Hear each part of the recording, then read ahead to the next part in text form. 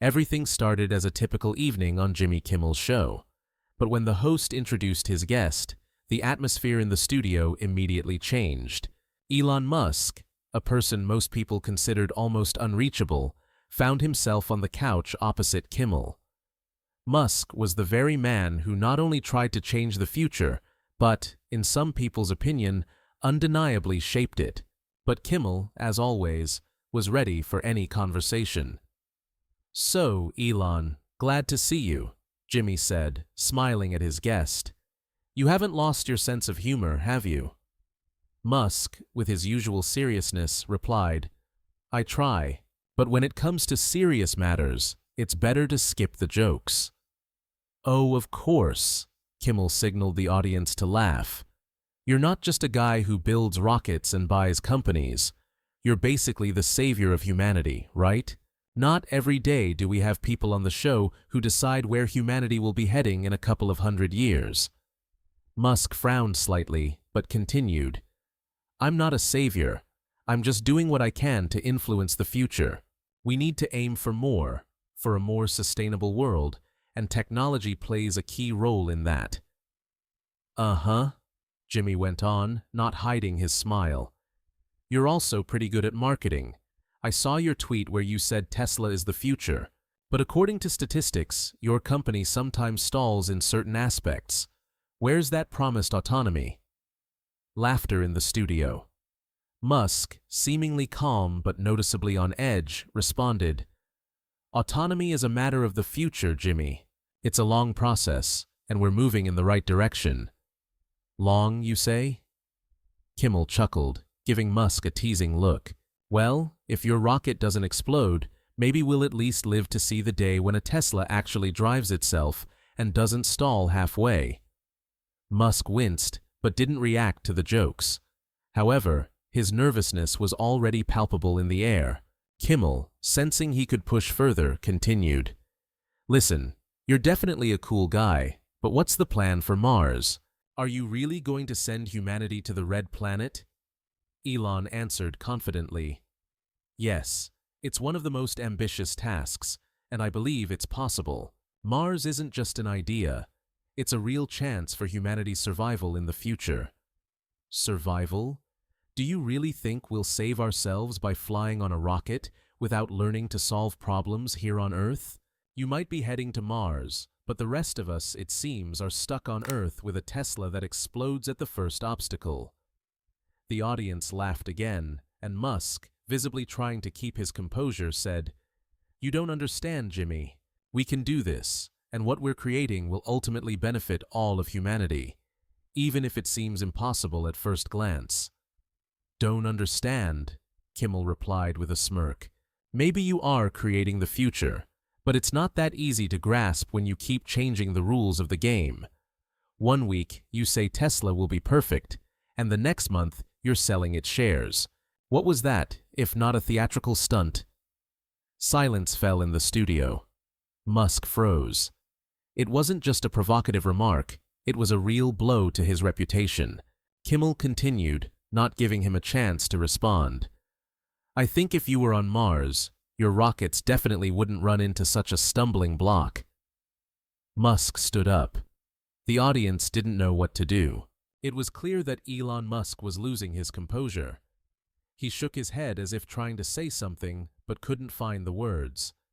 After several seconds of silence, Elon sighed and exhaled, as if gathering all his willpower. He returned to his chair and said, "You can laugh all you want, Jimmy, but you don't understand the scale of what we're doing. When I sit in the lab and think about Mars, I'm not thinking about selling a few cars or making money. I'm thinking about how we can save this world, no matter what you say." Kimmel couldn't miss the moment. "Save the world? And you think you're the only one who can save it, Elon? Sorry, but your rockets aren't accurate enough for you to be the only solution. Maybe you should go back and tackle the problems here on Earth before making plans for Mars." Musk fell silent, but his face turned red. He knew his projects were indeed criticized, but he couldn't afford to give up. He seemed on the verge of not being able to handle another attack. "You keep trying to jab at me, Jimmy, he said, his voice restrained but tense. You think I don't get all these jokes? But you don't see the big picture. You sit in this studio and don't understand what I'm doing. You laugh, but your life doesn't depend on it. You sit in your chair with a smile while I'm here trying to create the future. Kimmel, as always, didn't lose his cool. Listen, Elon, I get that you want to change the world, but honestly, it seems to me you're just trying to sell us a dream that won't work. And we, ordinary people, keep living with it. Yes, I sit in this chair and I like to laugh, but that's the point. When you stop laughing, it all becomes too serious. The tension in the studio was rising. It seemed that every remark from Kimmel was like a stone knocking Musk off course. Elon, usually confident in himself and his projects, now looked far less calm. He clenched his fists, but despite his attempt to hide the tension, his voice began to tremble. You forgot what you're saying again, Jimmy, Musk said, trying to steer the conversation back to familiar ground. It doesn't matter how many times you laugh at my projects. You don't understand what every step I take achieves. All these technological advancements I create aren't just for profit. I'm working so that humanity has a chance to survive. Kimmel didn't back down. Oh, of course. You're the savior of humanity, and I'm just a funny host who doesn't understand how the future works. And you know what, Elon? The problem isn't you. It's that you want everyone around to admire your projects, but you don't show how they work in real life. Musk closed his eyes, as if trying to collect himself. The studio was quiet, with only a faint background noise indicating that the audience was closely following the conversation. Listen, Musk said, lowering his voice. You can laugh, but what I'm doing is really changing the world. I'm working on things others can't even imagine. Oh, you're right about that, Kimmel interjected, his voice now carrying more sarcasm than usual. You're working on things others can't imagine, and in the end, all these amazing ideas turn into frequent rocket explosions and dissatisfied customers who can't drive their Tesla because it breaks down halfway.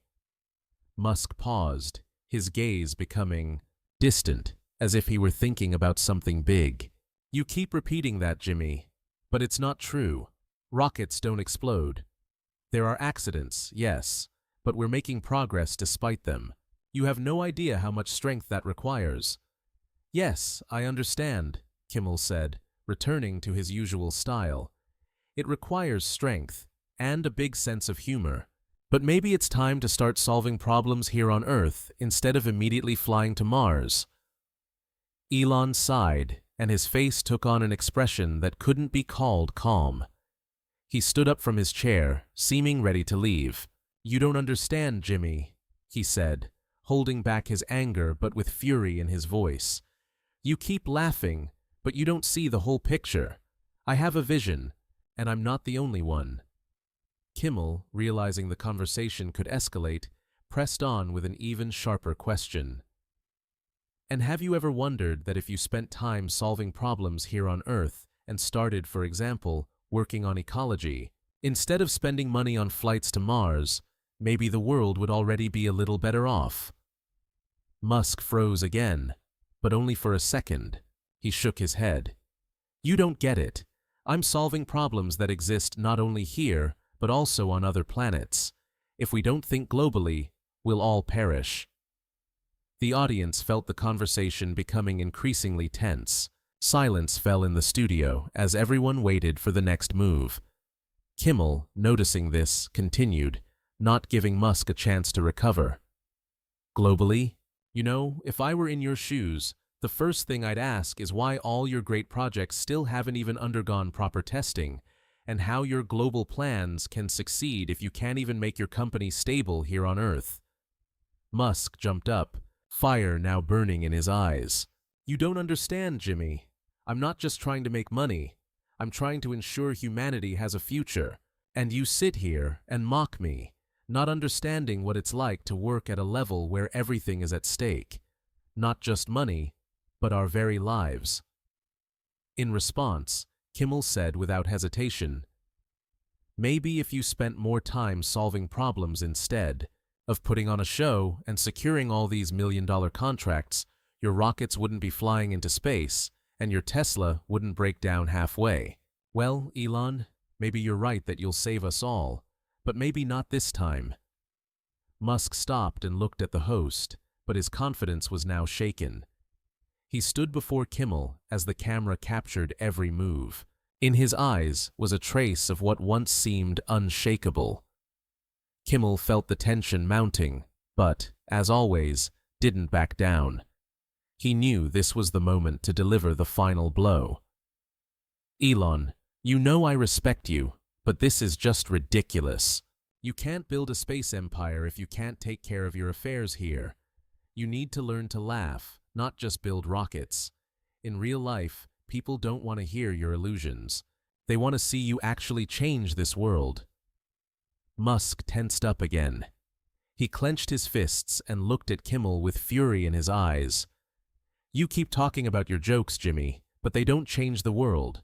We're not on the same level. You sit here and think you're right, but in the end, when your laughter fades, the world will build what I created. With each word, the tension in the studio grew stronger. Even the audience felt that something was about to happen, something that would change the course of this conversation. Maybe, Kimmel said, momentarily dropping his jokey manner, his voice becoming serious. But while your rockets burn up in the atmosphere, people are still waiting for you to build them real cars, not dreams. Silence again. At that moment, it became clear that the conversation had reached a deadlock. Musk was agitated. He wanted to say something, but couldn't find the words. He wasn't prepared for such a challenge. His idealism and ambition, which had always driven him forward, now collided with harsh reality. In response, Musk finally said, "You don't understand. This isn't just work. It's a struggle. And I'm ready to fight for humanity." Kimmel looked at him closely. Fight? You can't even handle your own problems, and now you're trying to save the whole world. Maybe we should start small. How about your next rocket? That was the moment when Musk couldn't take it anymore. He stood up abruptly, and in his eyes, you could see a decision. You win, Jimmy. You always win these games because you never take anything seriously. The audience froze, and everyone understood that this encounter had become something more than just a show. It was a clash of worlds, the real world and the world of dreams. Silence hung in the studio. All eyes were on Elon Musk, who stood with clenched fists, clearly holding back his rage. Kimmel sat, watching him but not losing his confidence. The situation was strange. The host seemed to have won the verbal battle, but there was no sign of defeat or surrender on Musk's face. "You probably think you won," Musk said, trying to stay calm. His voice was restrained, but there was an underlying strength in it. "But you really don't understand anything, Jimmy. You don't see what's behind all this, and you don't understand why I risk everything to create the future." Kimmel, not breaking eye contact, replied, "I understand one thing. You want to create the future, but you can't even pull yourself out of a crisis. You can't even manage your own image, yet you want to manage humanity. Maybe you should start with reality, not dreams." Musk, clearly offended, stepped back. "I didn't expect you to be so persistent, Jimmy. You think everything I do is just for jokes, for your laughter. You don't understand that this is so much bigger than your laughter or your jokes." "You're right, Elon.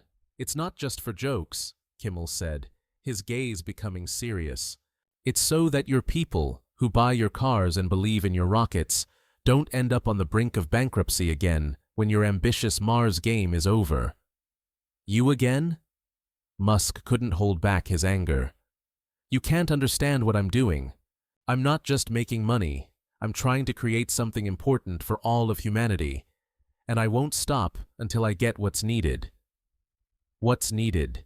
Kimmel asked curiously. "You don't want to admit that all these great projects of yours are ultimately aimed at one thing, your personal success. You're not saving the world, you're building your own legend." Musk clenched his fists again, but now there was not fury, but disappointment in his eyes. He was silent for a long time, then, gathering all his strength, said, "Maybe you're right. Maybe I really have become obsessed with success. But it's important to me that my children live in a world I build. This isn't just for me, Jimmy. It's for the whole world." Kimmel looked at him in surprise, and for a few seconds, silence fell in the studio. The audience began to murmur, feeling that the conversation had reached a deeper level. This was no longer just a show. It was a genuine human struggle. After these words, a pause hung in the studio. Musk seemed to genuinely reflect. Kimmel continued to stay silent, not looking away. This was the moment when the audience could sense that the situation might take a different turn. "You know, Elon, maybe you're right," Jimmy said after some time, his tone much softer. "Maybe you really believe you're changing the world. But you know what? The world changes when you start with small steps. When you actually start acting here on Earth, not just talking about Mars." Musk sighed, his face becoming slightly more relaxed. "I agree. But you know, Jimmy, I can't just sit and wait. I can't wait for someone else to decide what needs to be done. I can't wait for Earth to be safe. I know what needs to be done, and I'll work on it."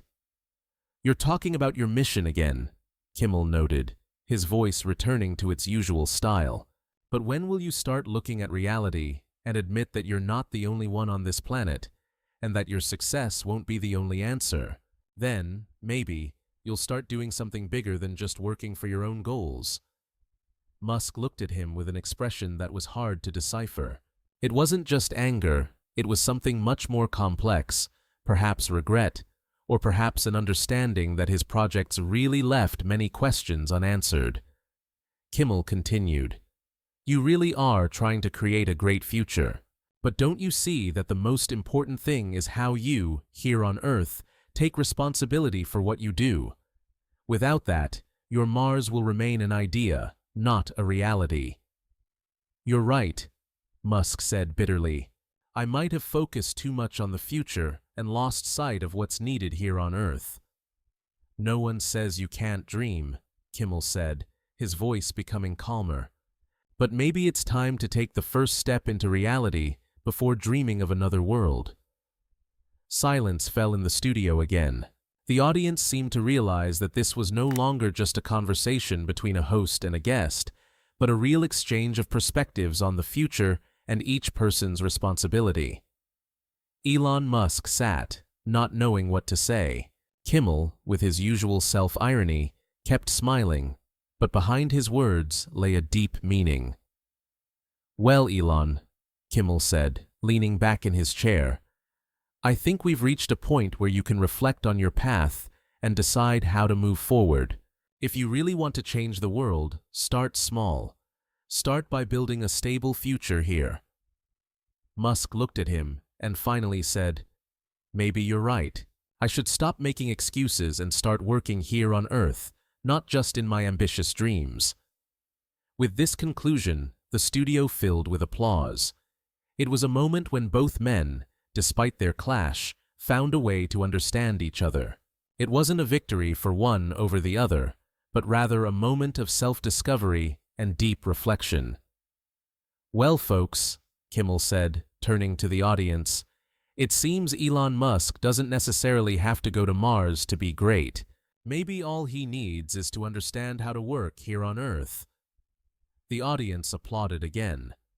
Musk, a bit embarrassed but with a sincere smile, shook Kimmel's hand. This encounter, though it didn't end in conflict, left a feeling that the conversation had been deeper than just a show. The next day, discussions about Kimmel's show with Elon Musk exploded online. Comments, articles, and debates continued, but this dialogue was about more than just jokes. Musk might not have changed his views on many things, but his perspective on reality became sharper, and perhaps that was the most important moment of this entire conversation, not the victory of one over the other, but simply a moment when two people looked at the future with new understanding. After the show ended and the masks were removed, a strange silence lingered in the studio. Elon Musk left the stage with the thought that the conversation with Kimmel wasn't just another encounter for him. It was a turning point that forced him to look at his role in the world a little differently. For Kimmel, in turn, this moment became a new stage, perhaps even in his career. A few days passed. The internet continued to buzz with discussions, videos of their epic conversation, where Musk was pushed into a more open discussion, kept gaining views. Many of Musk's fans and supporters couldn't understand what had happened on the show. For them, it was like a collision of two worlds, the world of innovation and the world that simply wasn't ready to accept radical changes. But the most interesting thing was, at some point, new tweets from Musk appeared. He didn't just stay silent, as he might have. Instead, he wrote, "Sometimes, to understand, you need to pause and think. On Jimmy Kimmel's show, I might have needed to be more open and admit that there are problems on Earth that can't be solved with rocket carriers." The tweet was unexpected. It wasn't just an apology, but rather a statement that Musk might have started to rethink his philosophy. Of course, he remained the same ambitious entrepreneur, but now his perspective on some issues became slightly less absolute. The next evening, Kimmel started his new show with a smile on his face, but deep in his eyes hid an interest in how this conversation had changed Musk. He knew not every guest could withstand such pressure, but Musk had handled the challenge with dignity. "So, folks, I heard Elon Musk recently decided to give us all a masterclass in self-criticism," Kimmel began, emphasizing Musk's tweets. "I don't know, maybe I didn't notice how I turned the show into a psychological thriller, but it seems we all heard something we never expected. Elon Musk started thinking about Earth, not just Mars."